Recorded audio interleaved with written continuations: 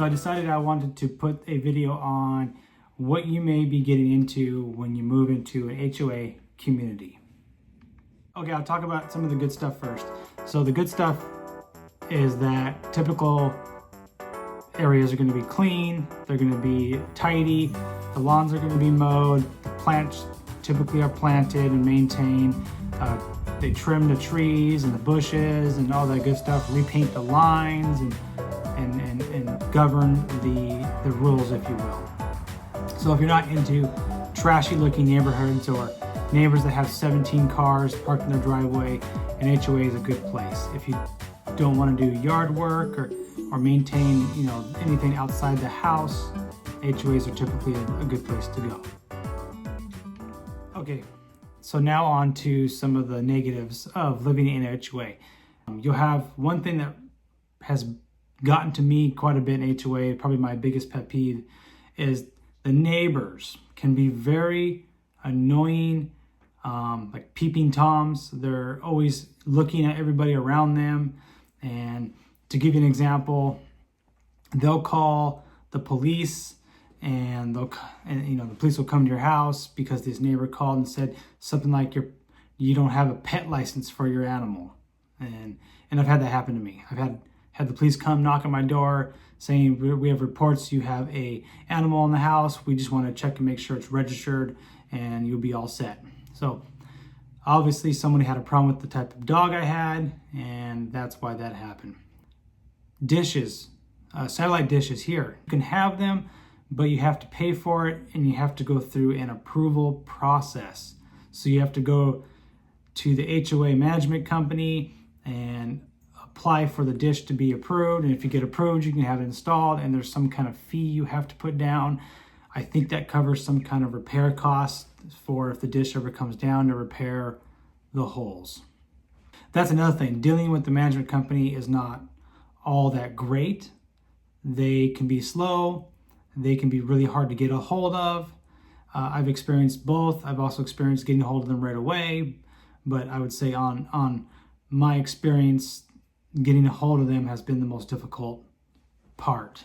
Parking is a big one in HOA communities. For example, they have a lot of rules to who can park in the guest parking. Ours is interesting in that people can park there if they're a guest. If they are a resident and they live here, they're not allowed to park in the guest parking. Each resident is given one parking pass, and they can give it to their guests to park in the parking stalls, and any other cars would get a warning or get towed. There is a bunch of parking they have way out there by the street, and people can utilize that as well. Mailbox. Oh, this is an interesting one. So we have mailboxes that we all kind of go to one spot to get our mail.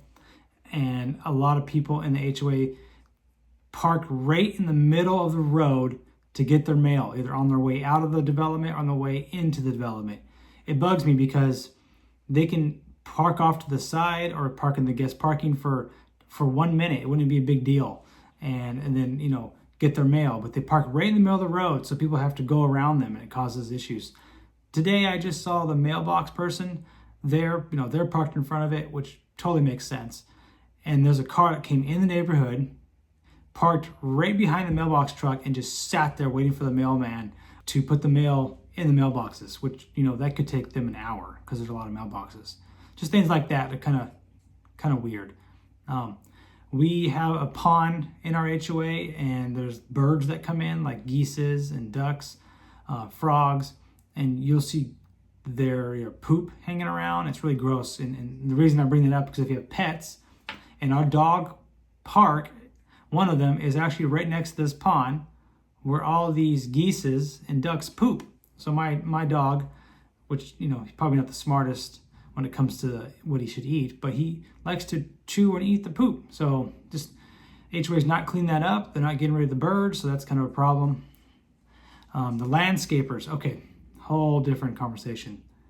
We've probably had 5 landscapers in the time that I've lived in this neighborhood, over 15 years, because they just don't do a very good job. It's really hard to find good landscapers in an HOA community. The ones that are here right now, they mow the lawn and it looks like they're mulching it. They leave grass, everywhere. And you know, my dog and our shoes, and we all get dirty and grassy all over the place because they don't pick it all up, and they don't trim the trees very well. They're a year and a half ago, I had a tree that was out of control and it was rubbing on the side of the house, and it was causing damage, and I had to contact them to get it fixed, and that took them about almost 3 weeks to have someone come out and fix it. And then of course the last thing they do is I see a bunch of landscapers out there with these blower machines, and they're blowing the dirt all over the side of the house and onto the front doors and the windowsills, and it was just dirt everywhere. And so you have to go out there and clean up after these guys because they just blow the leaves. I think that's what they're doing, but at the same time they're blowing the dirt everywhere.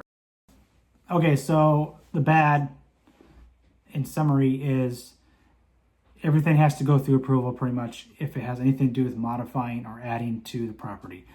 Most things outside, almost everything outside has to be approved, and it may not get approved, such as plants, for example. There's regulations with what kind of plants and where you can put them. You can't have more than one guest over when it comes to the guest parking. Everybody in your household has to be registered. You're going to have trouble getting stuff done on the spot. So if there's something wrong outside, they will get it done, but it won't get done necessarily very quickly. If you're not a fan of all the rules and regulations, it's not a good place. Definitely not a good place for you. And everything as far as the good, it'll be nice and clean and tidy. The plants, the landscape will all be done for you. There's, like I said, there's regulation and rules, and if you like that kind of stuff, people are supposed to follow it, and if they don't, they get cited for that. It's very quiet usually because, again, people complain about it. So if you like quiet place, it's going to be pretty quiet. And then the best part, which is what I like about the HOA, is everything outside is taken care of for you. You do have to pay HOA dues for that, but I don't got to mow the lawn. I don't got to change the light bulbs. I don't got to paint the outside. I don't got to fix the trees, the driveway. All of it's taken care of in time. And so everything's nice and tidy.